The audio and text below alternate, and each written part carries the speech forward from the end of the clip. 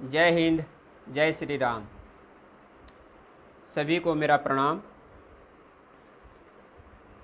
जैसा कि पहली वीडियो में मैंने बताया था कि हम बहुत जल्द ही आयुर्वेद के बारे में जानने की कोशिश करेंगे और समझने की भी कोशिश करेंगे, जिससे कि आने वाले समय पे कोई समस्या हो जाती है तो बहुत सारी समस्याएं ऐसी हैं जिनको हम आसानी से ठीक कर सकते हैं। यहाँ तक कि यदि आयुर्वेद के बताए अनुसार अपनी दिनचर्या का पूरा पालन किया जाए तो बीमारी नहीं होगी, और बीमारी हो भी गई है तो वह बहुत जल्द ठीक हो सकती है।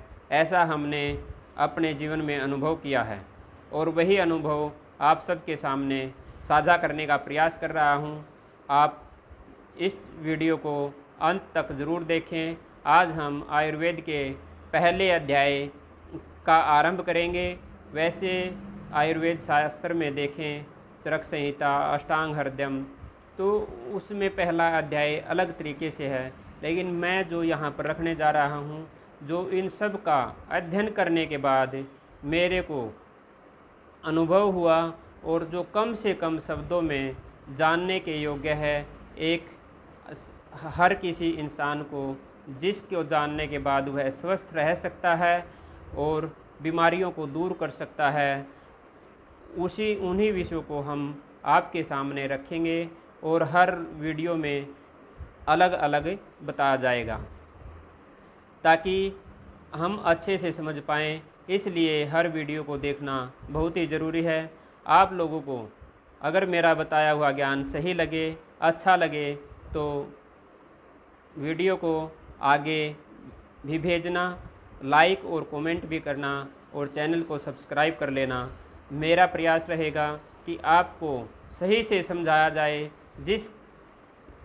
यह मैं विश्वास दिलाता हूँ कि जो आपको बताया जाएगा, चाहे आप किसी भी डॉक्टर के पास, किसी भी आयुर्वेदाचार्य के पास या किसी के पास भी आप जा सकते हो, और इससे बाहर आपको शरीर के अंदर कोई चीज़ मिल जाए तो आप आकर मुझे बोल सकते हैं कि नहीं, आपने यहाँ पर गलत बोला है। मेरा प्रयास रहेगा कि आपको केवल वही चीज़ें बताई जाएं जो कि आपके जीवन में काम आने वाली हैं।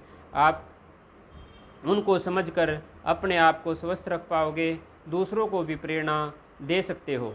हम केवल आपको उन्हीं विषयों को बताने का आज से आरंभ कर रहे हैं। तो आओ आज से शुरू करते हैं और आप लगातार मेरे साथ बने रहिए और वीडियो को लाइक, शेयर और चैनल को सब्सक्राइब कर लेना, आगे से आगे भेज देना, ताकि बहुत से लोगों का इस के बाद जीवन संवर सकता है। यह मेरा पूर्ण विश्वास है। तो सबसे पहले हमें यह जानना है कि हमारे शरीर की उत्पत्ति की रचना कैसे हुई। अगर हम गहराई से जाएं तो उसमें नहीं जाएंगे। यह आज हम उसी चीज़ का करेंगे कि जो हमारा शरीर बन चुका है और इसके ऊपर रोग और उनकी चिकित्सा कैसे की जा सकती है, इन्हीं चीज़ों को समझाने का प्रयास करेंगे। तो सबसे पहले हमारे शरीर की उत्पत्ति, हर प्राणी की उत्पत्ति ही 5 तत्वों से मिलकर बन होती है। पांचों तत्वों के संयोग से हमारे शरीर की रचना होती है। यह मैं आपको सामने बोर्ड पर भी समझाऊंगा ताकि आप अच्छे से समझ सको, और वैसे भी मौखिक रूप से भी बता देता हूँ। 5 तत्व हैं आकाश, वायु, अग्नि, जल और पृथ्वी। इनको आसान से समझ लेते हैं कि कैसे उत्पत्ति होती है। जैसे आकाश, हमारे शरीर में स्पेस है, जो खाली जगह है, स्पेस नहीं होता, हम बोल नहीं पाते, सुन नहीं पाते, या फिर वात का संचार नहीं हो पाता। आकाश जो खाली स्थान है वह आकाश है। वायु जो खून का संचार करती है, सांसों की क्रिया करवाती है, यह वायु है।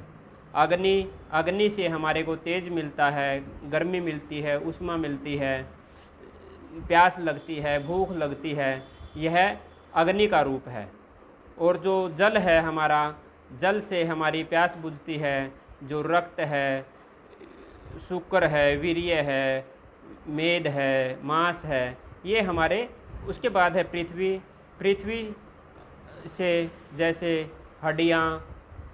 हड्डी, मांस, त्वचा, नाड़ी जो नसें हैं, और रोम जो हमारे केश हैं, ऐसे इन तत्वों से इन चीज़ों की उत्पत्ति होती है, जिसके बाद हमारे शरीर की एक संरचना बनती है। और जब इन चीज़ों से ही हर चीज़ की उत्पत्ति होती है तो हम बीमार भी इन्हीं तत्वों में कोई गड़बड़ हो जाने की वजह से ही बीमार पड़ते हैं। आगे चलेंगे, हम धीरे धीरे बताएंगे आपको। जैसे आज लेंगे कि पांचों तत्वों से वात और पित्त और कफ बनते हैं, जो कि सम अवस्था में रहने पर दोष नहीं होते, लेकिन जैसे ही विषम हो जाते हैं या कम या ज़्यादा हो जाते हैं तो वात, पित्त और कफ ये 3 दोष बन जाते हैं। इन्हीं 3 दोषों के बाद जब कोई 2 दोष बढ़ जाते हैं या 2 दोष कम हो जाते हैं तो फिर ऐसे वात, पित्त, कफ, कफ, पित्त और कफ, वात, ऐसे करके 7 दोष बन जाते हैं। सूक्ष्म रूप से जाते हैं तो 63 दोष हैं। तो वहाँ तक हम भी नहीं पहुँचे और आपको भी वहाँ तक जानने की ज़रूरत नहीं है, क्योंकि साधारण बीमारी वात, पित्त और कफ आरंभ में ही इनको कंट्रोल करने से बहुत जल्दी कंट्रोल हो जाते हैं और ज़्यादा भागने की ज़रूरत नहीं पड़ती, ज़्यादा बीमार होने से बच जाते हैं। तो हमारे शरीर के अंदर यही चीज़ हैं, वात, पित्त और कफ। फिर शरीर के अंदर सप्त धातुओं का निर्माण करते हैं। सप्त धातुएं को मजबूती इन्हीं से मिलती है। जैसे सप्त धातु हैं रस, रक्त, मांस, मेद, अस्थि, मज्जा, शुक्र। यह 7 धातुएं हैं। केवल और केवल पूरे शरीर के अंदर आप चाहे किसी भी चीज़ का अध्ययन कर लेना, इससे बाहर कुछ भी नहीं है, इनके अलावा कुछ भी नहीं है। जो अंग बनते हैं उनके अंदर भी ये 5 तत्व हैं, और जो हमारा पूरा शरीर है उसके अंदर भी यह 5 तत्व हैं। हर किसी के अंदर यही 5 तत्व हैं। इन्हीं 5 तत्वों को हम केवल बिना दवाई के अपने सांस क्रिया, खान पान को सुधार कर भी अपने शरीर को स्वस्थ रख सकते हैं। तो आगे आने वाली वीडियो में जो हम आपको बताएंगे वह बताएंगे रस, जो 60 रस हैं। जैसे हम खाना ग्रहण करते हैं उसमें किस रस की अधिकता ली जाती है या किस रस की कमी हो जाती है, जिसकी वजह से वात, पित्त और कफ दोष बिगड़ जाते हैं। और वात, पित्त और कफ के बिगड़ जाने से हमारे को बीमारी होती है। जिसको आयुर्वेद के बारे में अच्छे से समझना है, या आप चिकित्सा के क्षेत्र से जुड़े हुए हो या अच्छे से जानना चाहते हो, तो वह इसको नोट करके रख सकता है। मैं यहाँ पर एक बार आपको समझा देता हूँ। जैसे शरीर की रचना,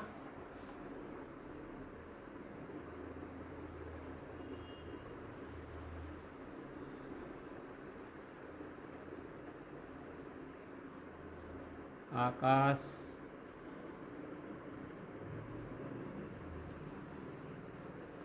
वायु,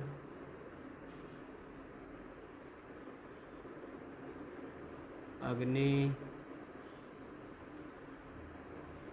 जल और पृथ्वी।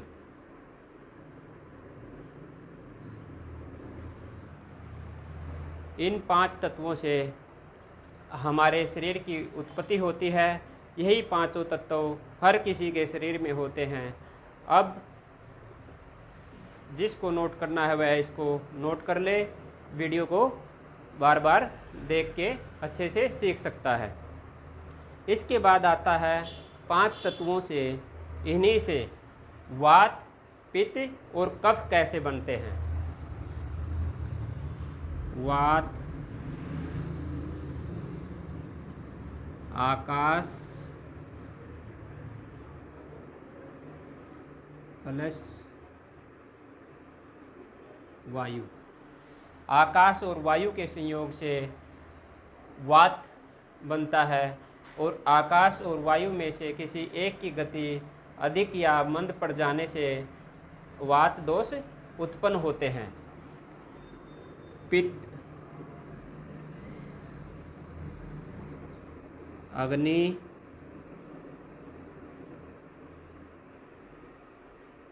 प्लस जल। अग्नि और जल के संयोग से पित्त बनता है। पित्त भी हमारे शरीर में एक मंद पित्त भी बनता है, एक अग्नि की वजह से ज़्यादा भी हो जाता है। तो वह अग्नि के कम या ज़्यादा होने की वजह से भी पित्त बनता है। इसके बाद है कफ।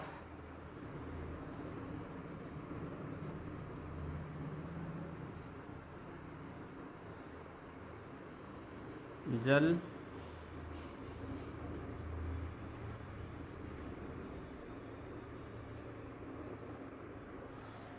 जल और पृथ्वी के संयोग से कफ बनता है। और यही तीन दोष हैं, यही तीन अगर सम मात्रा में रहते हैं तो तब यह दोष नहीं हैं। आयुर्वेद में इससे ज़्यादा अच्छे से और कुछ नहीं समझाया गया है। सबसे बस यही है, जो वैद्य या व्यक्ति इन चीज़ों को अच्छे से समझ लेता है उसकी आधी पढ़ाई यहीं पर हो जाती है। वह फिर आसानी से रोग के कारण को जान पाता है।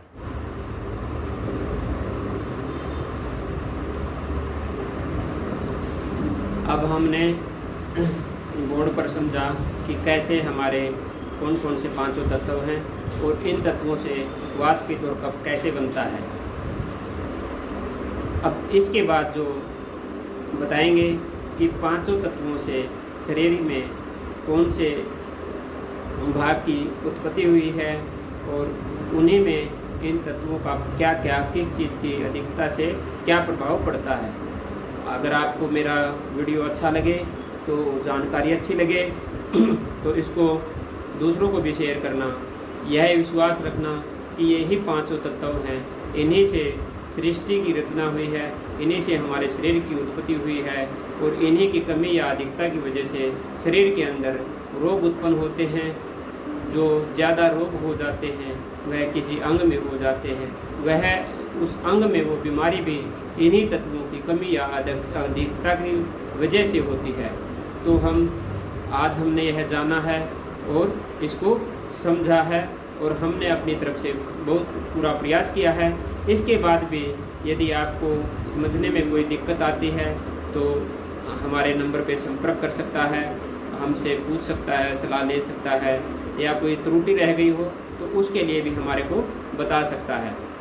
हम फिर से आपको यह विश्वास दिलाते हैं कि आप इन चीज़ों को सीख के, समझ के, आपके शरीर के अंदर कोई भी बीमारी हो या किसी के अंदर कोई बीमारी हो, तो जब आप हमारे साथ धीरे धीरे जुड़े रहोगे तो यह जान पाओगे कि उनको कैसे हम आसानी से ठीक कर सकते हैं।